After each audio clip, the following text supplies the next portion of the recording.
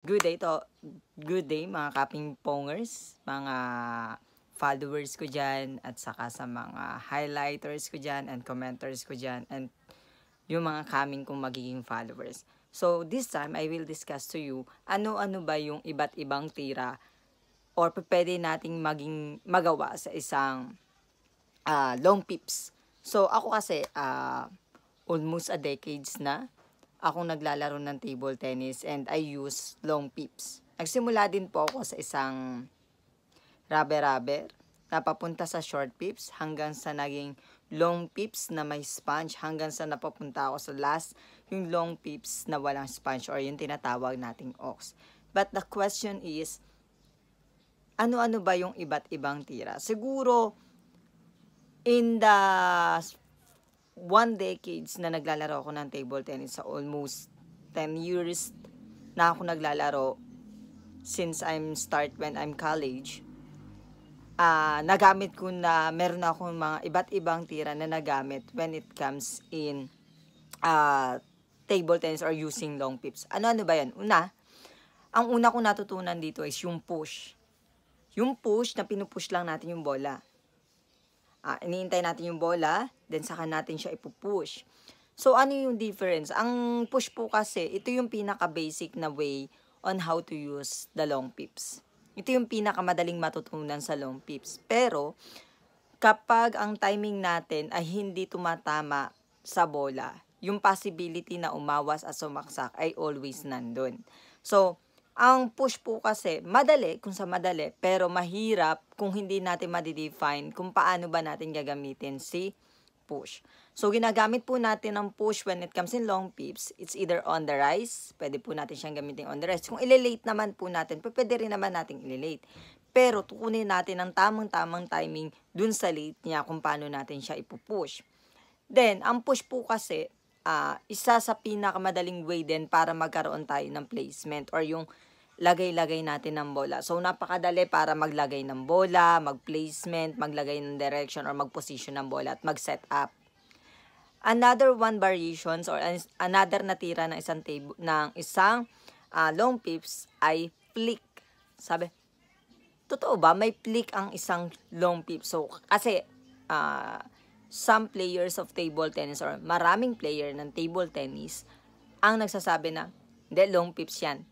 Depensa lang yung alam niya. Depensa lang yung pwede niya gawin. Chopping lang yan, push lang yan. No. This time, didiscuss ko sa inyo na paano ko nasabi na pwede siyang mag-flick sa loob. Because I do that. Ginagawa ko po siya inside.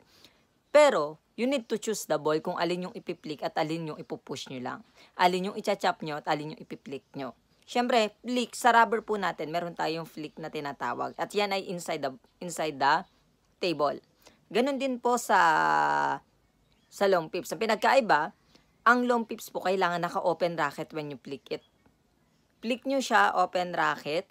Maiksi lang yung dating nun. Maiksi lang at sobrang bagal ng bola. So, yun yung pwede natin gamitin. Another one, for the third, is yung tinatawag natin long swing. Meron po tayong tinatawag na long swing stroke na kung saan ini-stroke natin siya outside the table naman. So, sa rubber, it's called backspin. Backspin. Pero dito po, ang tawag po natin doon, long swing yung tinatawag ko sa kanya. Kasi naka-long swing ako, tapos titiranin ko yung bola. Yun, pwede ko siyang ilong. Pwede ko siyang pabilisin, pwede ko siyang pabagalin. So, depende kung paano ko kukunin yung bola. So, yung long swing na tinatawag natin or yung pagkuha natin ng bola, naka-open racket din po yun. But, if the ball is high, kapag mataas na yung bola, kahit i-close mo yung raketa mo, then swing mo siya, hayaan mo mag-swing yung raketa mo, papasok at papasok pa rin siya.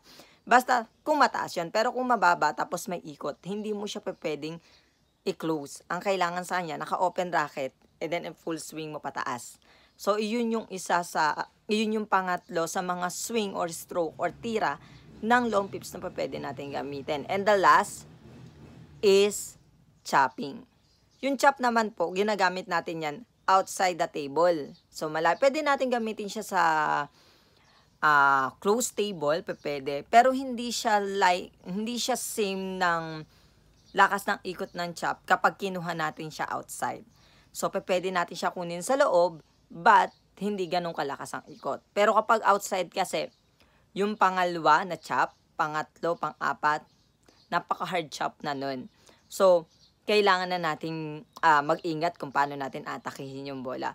So, pero kapag ang kalaban natin na chopper, marunong siya talagang kumontrol ng bola, they can change the spin of the ball from chop going to no spin. Papunta sa walang ikot or lawa na tinatawag natin. So, iyon po, if you can read the ball or the spin of the ball, it will be basic to you kung ano yung gagawin nating stroke. Kung i-spinin ba, iluluk ba natin, forward ba natin, or ipa-flat drive natin. So, kung alam natin at nababasa natin ikot ng bola, it will be basic to us kapag nag-change siya ng ikot ng bola or nagpunta siya sa no spin. Pero kung hindi, tawag dito, tatalunin talaga tayo ng balik ng bola. Mapupuntusan talaga tayo when it comes to that. So, for that, that I discussed, we have 4 stroke or 4 na tira ng long pips. Ang una po is push, flick, pangalawa, long swing outside the table, and then yung last po is chopping. Yung chop po, pwede siya short, pwede din sa long. Ano po? So, that's all for today. Yun lang po yung pwede kung yun po yung may di-discuss ko sa inyo regarding to long pips. That's all for today. Thank you. God bless. Bye-bye.